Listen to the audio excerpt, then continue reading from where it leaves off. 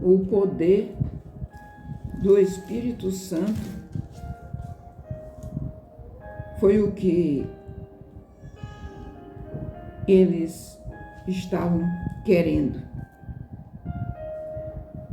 E Jesus prometeu aos discípulos e se cumpriu. Se cumpriu e eles ficaram cheios do poder de Deus. E aquele povo achavam que eles estavam embriagados. Porém, eles estavam cheios do Espírito Santo, porque eles obedeceram o que o Senhor falou. Ficar em Jerusalém, para que sejam revestidos do poder. Se reuniram para receber a promessa que é para todo aquele que crê no Senhor Jesus. E eles não sabiam nem o que era poder, como receber esse poder. Mas eles, depois que buscaram a presença de Deus, unidos e reunidos, com certeza não era um querendo ser mais do que o outro. Estavam em um só propósito, adorando a um só Deus, acreditando no que Ele falou. Por isso que eles tomaram essa decisão. Eles mal sabiam que o poder era, que poder era esse. Mas o Senhor não nos deixa confundido. Ele é verdadeiro. Como descobrir o poder do Espírito Santo? Como já falei, é aceitar Jesus, ler a palavra, orar. Glória a Deus. São os requisitos. Sem a busca pelo Espírito Santo, sem usar estes requisitos, jamais teríamos recebido o poder de Deus. E só leva a palavra de Deus quando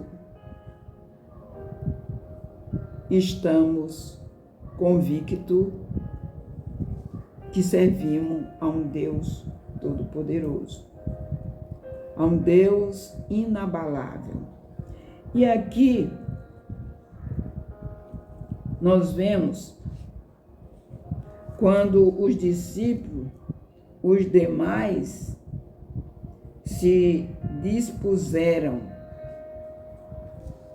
a se reunirem, unidos e reunidos na presença do Senhor nosso Deus, para buscar sua presença, para orar, para exaltar o nome do Senhor. E assim aconteceu. Eles souberam aí que era o que era e como era o poder de Deus. Se nós vermos Pedro antes, o que aconteceu, podemos relembrar. Pedro antes foi usado pelo inimigo. Depois, Pedro também cortou a orelha de Malta. Depois, Pedro negou Jesus. Vivia se escondendo. Mas veja a diferença de uma pessoa cheia do poder de Deus, convicto do que acontece. Ali ele já mudou totalmente, se levantou e falou o que estava acontecendo naquele lugar, o que era necessário. Por isso, nós temos que ter esse exemplo, seguir o exemplo bom, que exalta o nome do Senhor. E se nós formos ver o nosso irmão Saulo de Tarso, fazia tudo para destruir a igreja, matando, prendendo, fazendo coisas horrendas. Inclusive, participou da morte de Estevão. Depois que ele se encontrou com o Senhor, já entendeu o que era necessário. Começou a defender o Evangelho. Amados, aqui não tem como negar a existência de Deus, do Espírito Santo, a existência de Jesus. Não tem como negar. Precisa ser uma pessoa mesmo muito cego espiritualmente. E ainda tem mais. Mesmo que não creia, e vou dizer uma verdade, nós dependemos, o ser humano depende de Deus, não dá um passo sem a permissão de Deus, não enxerga sem a permissão de Deus. Tudo que temos é porque o Senhor está permitindo. Ele dá livre-arbítrio, mas Ele mostra o caminho, Ele mostra a verdade. Como você sair desse livre-arbítrio que você tem, se esse livre-arbítrio que você tem está fazendo você sofrer, você tem que se chegar a Jesus.